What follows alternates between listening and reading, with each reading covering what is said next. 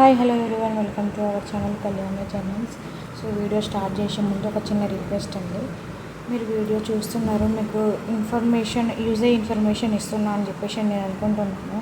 నా టైంలో ఎంతో కొంత మీకోసం నేను కేటాయించి వీడియోస్ చేస్తున్నప్పుడు మీకు అది యూజ్ అవుతుంది అని మీరు అనుకుంటే ప్లీజ్ ఒక లైక్ చేసి తప్పకుండా సబ్స్క్రైబ్ అయితే చేసుకోండి. ఎందుకంటే నేను చేసిన దానికి నాకు కూడా సాటిస్ఫాక్షన్ ఉండాలి కదా. అండ్ సో నాకున్న టైంలో నాకు తెలిసింది నేను మీతో షేర్ చేసుకుంటున్నాను. అండ్ ప్లీజ్ మీ ఫ్రెండ్స్కి కూడా ఎవరైనా ఉంటే షేర్ చేయండి. సో మనకు BLIC first semester exams almost ఈరోజు 10 days 1 weekలో స్టార్ట్ అవ్వబోతున్నాయి. సో అందులో మనకి గ్రంథాలయం సమాజం నుంచి ఈసారి మనకి కంప్లీట్ 4 chapters నుంచి ఇంపార్టెంట్ క్వశ్చన్స్ యూజ్ అవుతాయి. మనం ఖచ్చితంగా మనకి 100 marks కదా, 100 marksకి మినిమం మనం 80 marks అయితే గెయిన్ చేయొచ్చు. అండ్ అదేవిధంగా ఇంగ్లీష్ మీడియం అని చెప్పేసి అని అడుగుతున్నారండి. సో ఇప్పుడు నేను తెలుగు అండ్ ఇంగ్లీష్లో వీడియో చేసేంత టైం నాకు లేదు.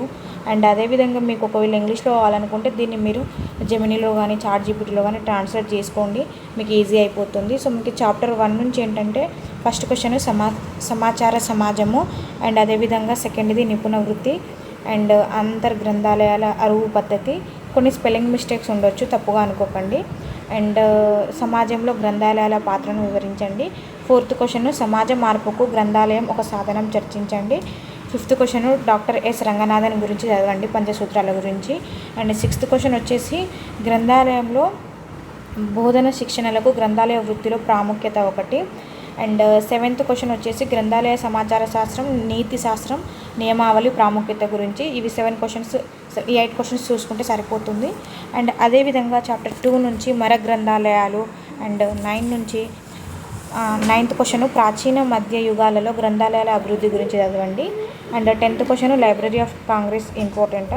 అండ్ అదేవిధంగా మనకి పౌర గ్రంథాలయాలు, యునెస్కో పౌర గ్రంథాలయాల మేనిఫెస్టో, ఇది కూడా రిపీటెడ్ క్వశ్చనే. అండ్ అదేవిధంగా 12th క్వశ్చన్ భారతదేశంలో గ్రంథాలయాల అభివృద్ధిలో ప్రభుత్వ పాత్ర, అండ్ విద్యా విషయక గ్రంథాలయాల అభివృద్ధిలో వివిధ కమిటీల పాత్ర నుంచి మనకి ఏదన్నా ఒకటి కమిటీ గురించి ఖచ్చితంగా వస్తుంది. అండ్ అదేవిధంగా గ్రంథాలయ ఉద్యమం గురించి, అండ్ ఆంధ్రప్రదేశ్లో జరిగిన గ్రంథాలయం అంటే ఇది లాస్ట్ 2 yearsగా మనకు రిపీట్ అయింది, జాతీయ గ్రంథాలయ ఉద్యమాల గురించి, ఇది కూడా చూసుకోండి. అండ్ క్వశ్చన్ నెంబర్ 15 వచ్చేసి పాఠశాల గ్రంథాలయాల లక్ష్యాలు అండ్ మౌఖిక సాంప్రదాయాలు, ఓరల్ ట్రెడిషన్స్ అని చెప్పేసి అని ఉంటుంది, చూడండి. అండ్ చాప్టర్ 3 నుంచి మనకి Andhra Pradesh public library act, and 1957 రచనాస్వామ్య చట్టం, పుస్తకాలు వార్తాపత్రికల చట్టం, and press registration of book acts, న్యాయబద్ధ డిపాజిట్, గ్రంథాలయ శిస్తు, స్వయం ప్రేరిత ప్రకటన, ఇన్ఫర్మేషన్ టెక్నాలజీ గురించి చదవండి.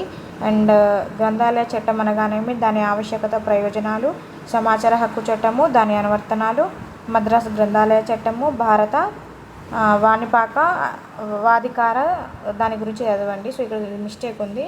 అండ్ చాప్టర్ 4 నుంచి ఐఎల్ఏ పాత్ర, మనకి గ్రంథాలయ ఉద్యమంలో ఐఎల్ఏ పాత్ర, అండ్ ఒకటి ఇఫ్లా అనగానేమి, దాని ధ్యేయాలు, వ్యవస్థ నిర్మాణం గురించి. ఆర్ఆర్ఎల్ఎఫ్, ఇది చాలా ఇంపార్టెంట్, రిపీటెడ్ క్వశ్చన్ అన్నమాట.